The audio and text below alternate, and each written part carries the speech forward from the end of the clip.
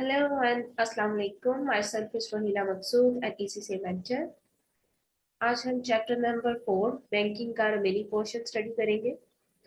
हमारा जो next topic है that is cross cheque. Cross cheque क्या होता है? क्रॉस चेक एक चेक के फेस पे टू पैरेलल लाइंस ड्रॉ की जाती है, उसे हम कहते हैं क्रॉस चेक। इसका पर्पस क्या होता है? क्रॉस चेक को आप कैश में पेमेंट नहीं ले सकते। अगर आपको किसी ने क्रॉस चेक के थ्रू पेमेंट की है, से आप मिस्टर बी है और आपको मिस्टर ए ने पेमेंट की है, तो आप इसके अगेंस्ट कैश में पेमेंट नहीं ले सकते।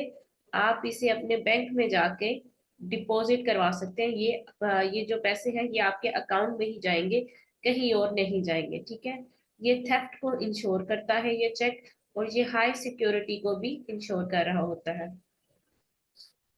इस चेक को आप फर्दर किसी और को भी नहीं दे सकते। से आपने वही पेमेंट किसी और को करनी है। ए ने बी को 5000 की पेमेंट करनी थी, बी ने सी को भी 5000 की पेमेंट करनी है, तो ऐसा नहीं होगा कि वो चेक जो है आगे फर्दर इंडोर्स कर दे। हम आगे दोबारा देखते हैं इंडोर्समेंट क्या होती है।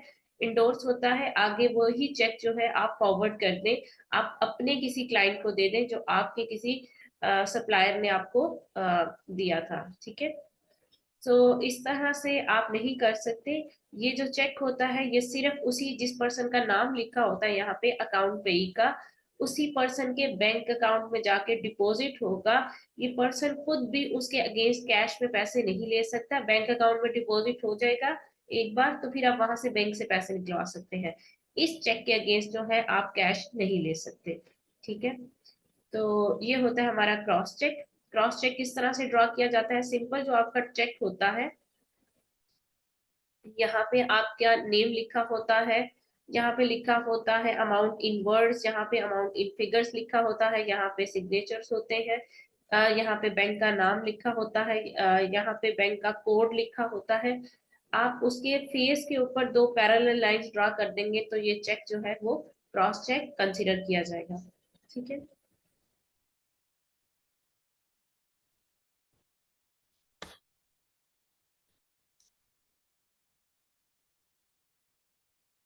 नेक्स्ट कंसेप्ट है इंडोर्समेंट ऑफ चेक।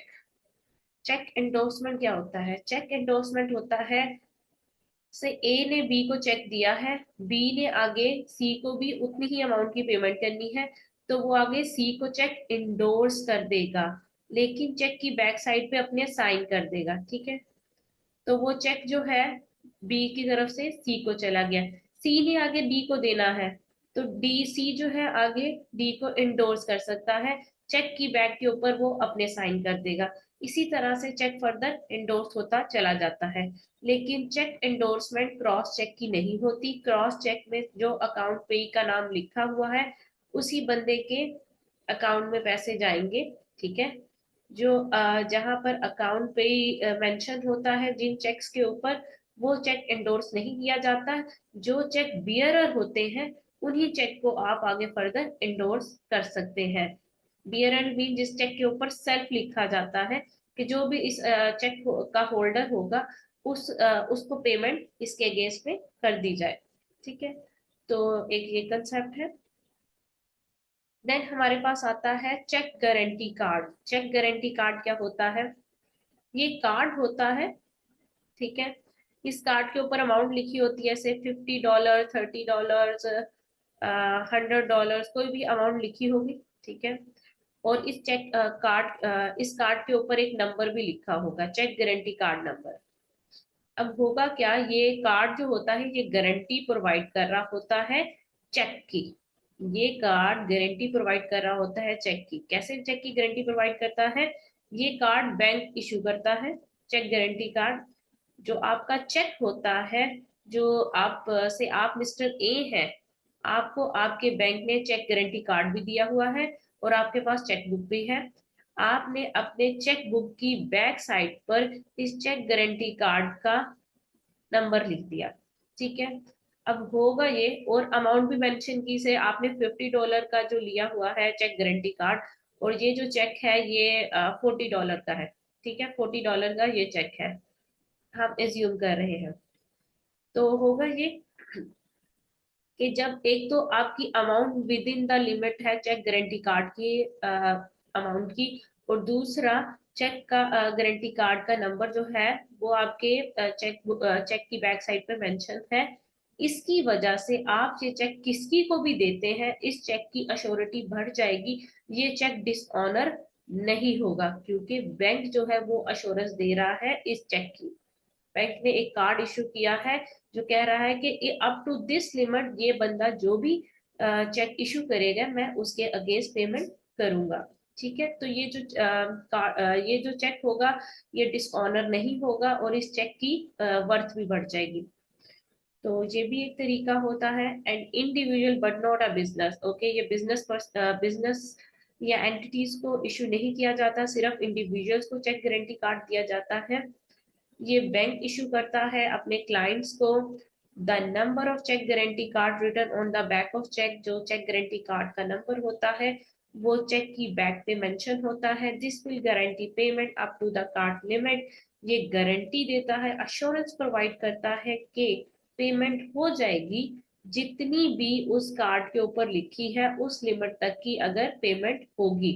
से अगर यहाँ पे $50 भी मेंशन है तो भी इस लिमिट के अंदर है, लेकिन अगर $100 मेंशन है चेक गारंटी कार्ड से एक्सीड कर गया है तो मुश्किल है कि ये चेक डिसऑनर हो जाए।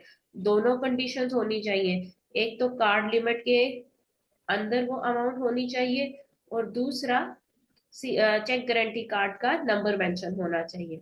ठीक है, तो ये था हमारा चेक गारंटी कार्ड, इजी से कंसेप्ट है।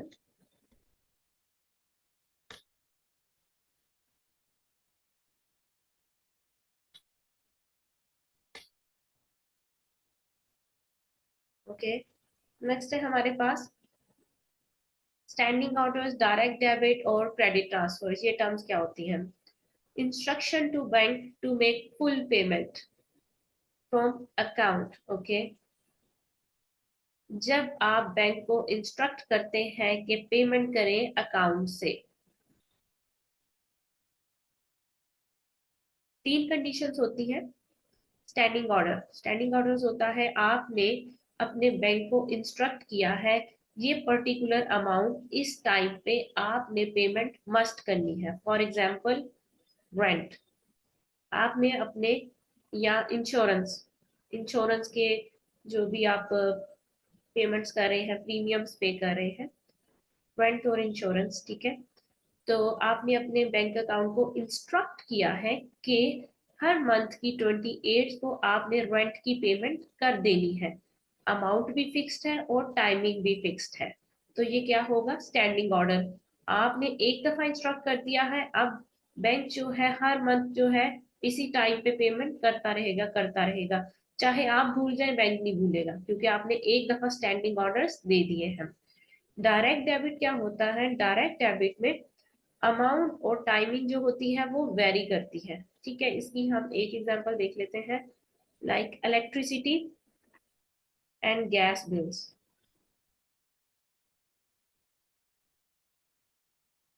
आपकी अमाउंट जो है वो डिफरेंट होगी, हर महीने बिल्स की अमाउंट जो है वो डिफरेंट आएगी। टाइमिंग भी आप आगे पीछे थोड़ी हो सकती है, लेकिन डायरेक्ट डेबिट होगा, अकाउंट में से पेमेंट होगी। ठीक है, तो ये भी इंस्ट्रक्शन होती है। अमाउंट और टाइमिंग जो होती है वो डिफरेंट होती है, बिल्स की हर महीने डिफरेंट पेमेंट आती है ना, तो आपने डिफरेंट अमाउंट पे करनी होती है। डायरेक्ट डेबिट में ये दोनों चीजें डिफरेंट होंगी, स्टैंडिंग ऑर्डर्स में ये दोनों चीजें फिक्स होंगी।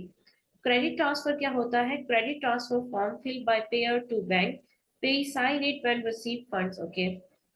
क्रेडिट ट्रांसफर ये वन ऑफ पेमेंट्स या इरेगुलर पेमेंट्स के लिए होता है। कभी कभी आपने ये पेमेंट करनी है तो आप क्रेडिट ट्रांसफर का टेक्निक भी यूज कर सकते हैं। ये भी इंस्ट्रक्शन होती है बैंकों के पेमेंट करें। इसके लिए आप क्या करते हैं? आप एक फॉर्म फिल करते हैं जो आप बैंक को देते हैं। आपने पेमेंट करनी है, आप पेयर हैं, आपने एक फॉर्म फिल करेंगे, बैंक को देंगे, बैंक उस फॉर्म को होल्ड करेगा, ठीक है। और एक पर्टिकुलर पर्सन से, आप मिस्टर ए हैं, आपने मिस्टर सी के अकाउंट में पेमेंट करनी है।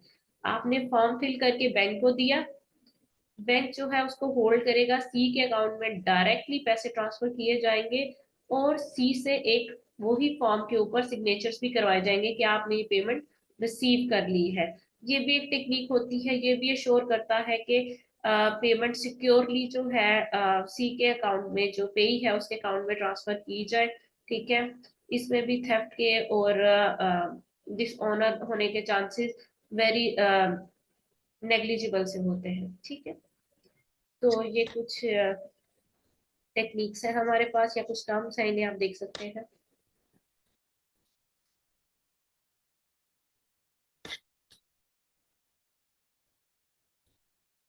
देन एक है बैंकर्स ड्राफ्ट। ये ड्राफ्ट जो होता है ये बैंक के ऊपर ड्रा किया जाता है। इसमें भी डिसऑनर होने के चांसेस नेग्लिजिबल से होते हैं।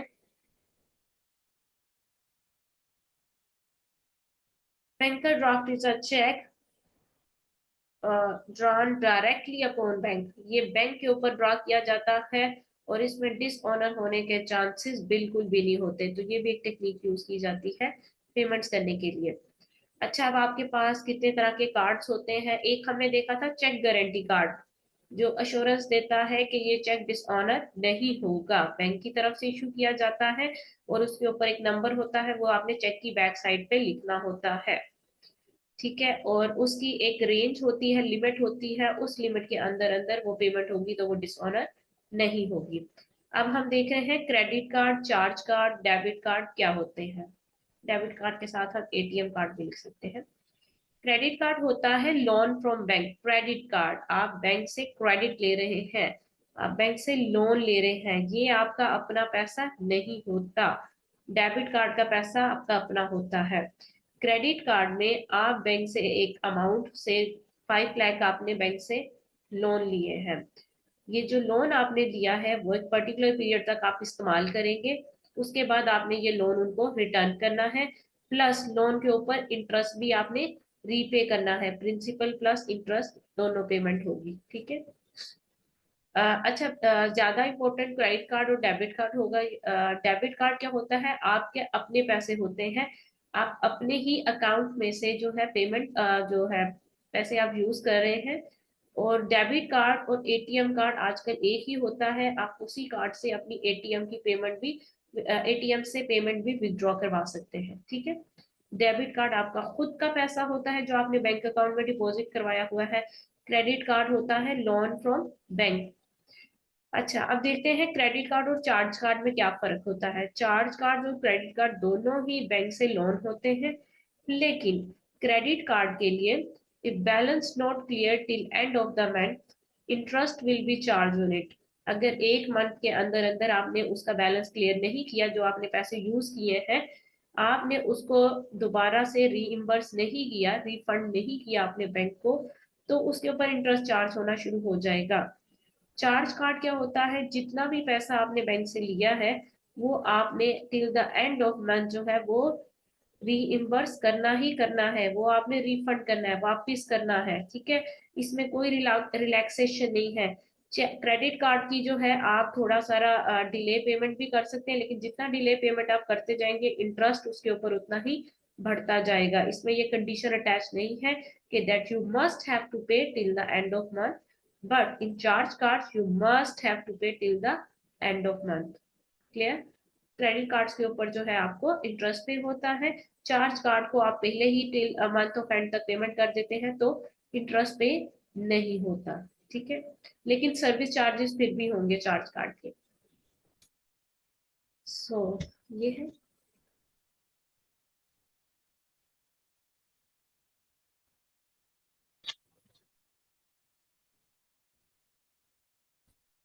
बैंक ऑटोमेटिक क्लियरिंग सिस्टम, हमने लास्ट लेक्चर में देखा था क्लियरिंग सिस्टम क्या होता है, किस तरह से एक कमर्शियल बैंक्स जो है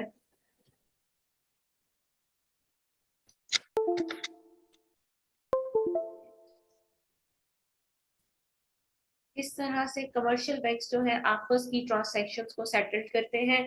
एक क्लियरिंग हाउस में जाते हैं जहां पर एक सेंट्रल बैंक की तरफ से एक रिप्रेजेंटेटिव पर्सन होता है, बाकी बैंक्स के भी रिप्रेजेंटेटिव जो है वो इंडिविजुअल्स आते हैं।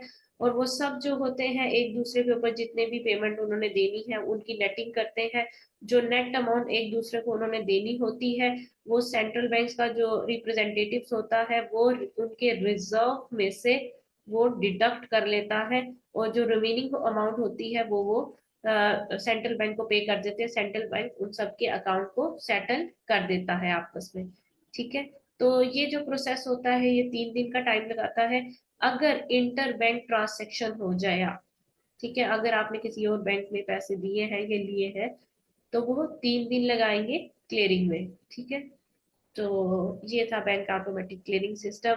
आप इनके इसके थ्रू डायरेक्ट डेबिट होते हैं, स्टैंडिंग ऑर्डर्स होते हैं, सैलरीज जो होती हैं वो बैंक्स के थ्रू पेमेंट हो रही होती है। जितनी भी पेमेंट्स आप इंटर बैंक के थ्रू हो रही है वो सारी की सारी जो है बैंक्स इसका शॉर्ट फॉर्म है उसके थ्रू पेमेंट हो रही होती है। बैंक जो है चेक को ऑनर नहीं करेगा, बैंक वो पैसे नहीं देगा अगर चेक इनकरेक्टली कंप्लीटेड है। अगर फॉर सेक ऑफ एग्जांपल यहाँ पे मेंशन होता है चेक का अमाउंट इन वर्ड्स और यहाँ पे लिखा होता है अमाउंट इन फिगर्स, यहाँ आपने लिख दिया 500 और यहाँ पे आप लिख रहे हैं 600, SIXHUNDRED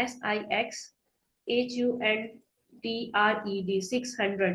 अल्फाबेट्स में आपने लिख लिया 600 और आपने नंबर्स में लिख दिया 500, ये दोनों डिफरेंस हो गए। तो ऐसे चेक को बैंक डिसऑनर नहीं करेगा, बैंक उसको डिसऑनर कर देगा। ओवर 6 मंथ्स एक्सपायर्ड, अच्छा, अगर आपका चेक है आज 6 है, फॉर सेक ऑफ एग्जांपल आज की डेट है 6 और आपका जो है चेक वो 5 का है, तो बैंक ऑनर कर देगा। एक दिन पुराना चेक बैंक ऑनर कर देगा, 8 है तब भी बैंक ऑनर कर देगा। लेकिन अगर 6 मंथ्स गुजर चुके हैं, 6 महीने पुराना चेक है, आउटडेटेड चेक है, तो बैंक उसको ऑनर नहीं करेगा। ठीक है, अगर आपकी क्रेडिट कार्ड की लिमिट एक्सीड हो गई है, आपने बैंक से लोन लिया था 5 लाख का जो कि आप ऑलरेडी सारा का सारा यूज कर चुके हैं शॉपिंग में, ठीक है, और आप ने अब जो है जाके फर्दर शॉपिंग कर रहे हैं उस क्रेडिट कार्ड से, यानी फर्दर 50,000 की शॉपिंग कर रहे हैं, तो वो जो है क्रेडिट कार्ड के थ्रू पेमेंट नहीं होगी। जैसे ही आप वो कार्ड को स्वैप करेंगे आपका कार्ड जो है वो डिक्लाइन हो जाएगा, पेमेंट नहीं होगी अगर क्रेडिट कार्ड की लिमिट एक्सीड हो गई है। आपको एक लिमिट तक के लिए लोन दिया ना, उससे ज्यादा का लोन तो ऑफर नहीं किया ना, तो लोन भी जितना ऑफर किया उसके अगेंस्ट ही आपको पेमेंट होगी, या उसके अगेंस्ट आप शॉपिंग कर सकते हैं, या कोई भी आपको ट्रांजेक्शन करनी है तो वो आप कर सकते हैं।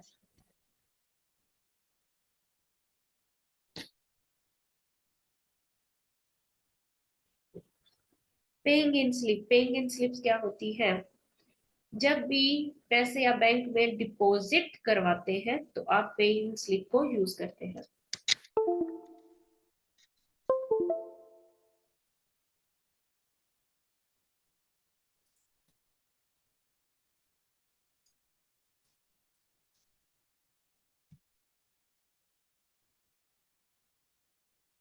One second.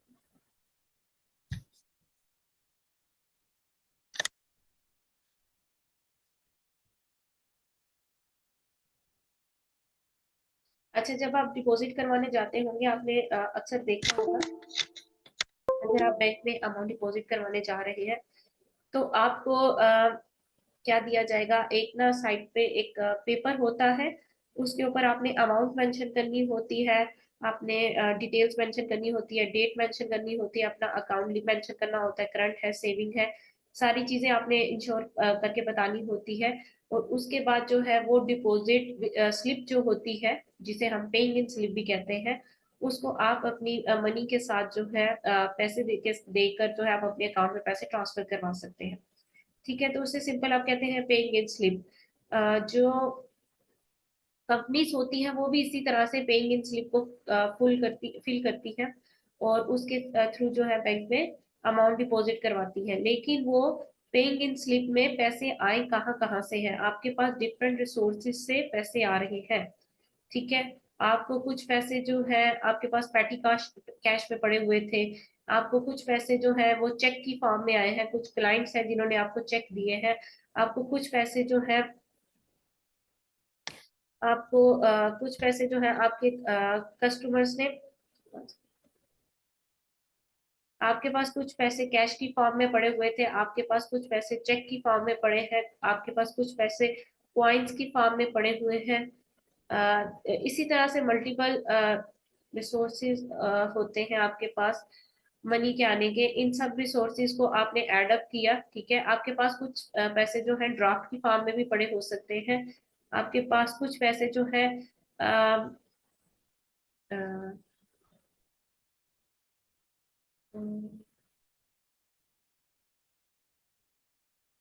IOU, IOU भी एक डॉक्यूमेंट होता है जो कहता है कि मैं आपको ओ करता हूँ। आपका कोई कस्टमर होगा, वो आपको अगर IOU दे रहा है, IOU मैं आपको इतने पैसे जो है ओ करता हूँ, ये मैं पैसे आपको बाद में पेमेंट कर दूंगा।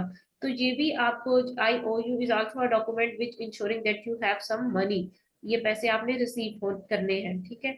तो डिफरेंट रिसोर्सेज से आपके पास जो है आपके पास एसेट्स होंगे, आपके पास कैश होगा। इस कैश को आपने जब बैंक में ट्रांसफर करवाना है, ठीक, तो आपने इन सब के सपोर्टिंग डॉक्यूमेंट्स देखने हैं। कैश, अगर आपके पास कैश इन हैंड इतना पड़ा हुआ है, तो इसका आपने टी अकाउंट देखना है, क्या वाकई में कैश इन हैंड इतना पड़ा हुआ है। ओपनिंग बैलेंस क्या था हमारा कैश का, उसमें से कितना पैसा जो है वो कैश का हमने पे किया है, कितनी हमने फर्दर हमारे पास कैश इन हैंड आया है। तो अब क्लोजिंग बैलेंस ये है, तो ये क्लोजिंग बैलेंस जा रहा है बैंक में। चेक्स हमारे पास जितने रिसोर्सेस से हैं, क्या वाकई वो सारे जेन्युइन हमारे क्लाइंट्स थे। ये सारी चीजें आपने टैली करनी है बैंक में डिपॉजिट कराने से पहले। जितना भी आपके पास पैसे हैं, क्या वो वाकई ही जेन्युइन है हमारे पास, ठीक है। उनमें कुछ कमी तो नहीं है, और भी कुछ हमारे पास फंड में एडअप तो नहीं होना, या किसी फंड को हम डबल एडअप तो नहीं करे, दो बार तो नहीं ऐड करे। इस तरह की जो है माइनर चीजें आपने देखनी है before depositing your funds into the bank. आपने सपोर्टिंग डॉक्यूमेंट्स के साथ टैली करना है, और उसके बाद आपने एक पेइंग इन स्लिप में सारी डिटेल्स को ऐड करना है और बैंक में डिपॉजिट करवा देना। क्लियर, आसान सी चीज है। उसके बाद दो तरह से और फर्दर अब बैंकिंग आ गई है, टेलीफोनिक बैंकिंग और इंटरनेट बैंकिंग। आप टेलीफोन के थ्रू भी काफी सारी बैंक की फैसिलिटीज जो है गेन कर सकते हैं। आप फोन के ऊपर ही इंश्योरेंस ले सकते हैं, अपना नया अकाउंट ओपन करवा सकते हैं, कोई और सर्विस करवा सकते हैं जो आपने बैंक से लेनी है। तो इंटरनेट के थ्रू आपके पास एप्स होती हैं बैंक की, आप उन एप्स को यूज करके हर तरह की ट्रांजैक्शन कर सकते हैं।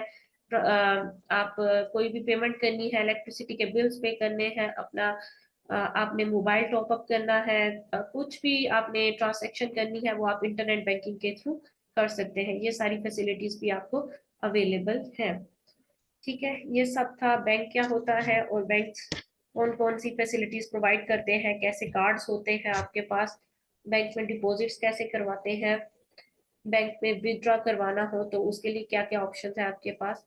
ये था हमारे पास चैप्टर बैंकिंग का। एक दफा इस चैप्टर को आप बर्ड आई व्यू दे दीजिएगा बुक से। इस चैप्टर में इन डेप्थ नहीं आएगा, पर बेसिक कंसेप्ट में से कुछ ना कुछ में भी पूछा जा सके। सो इसे थोड़ा सा रिवाइज कर लीजिएगा।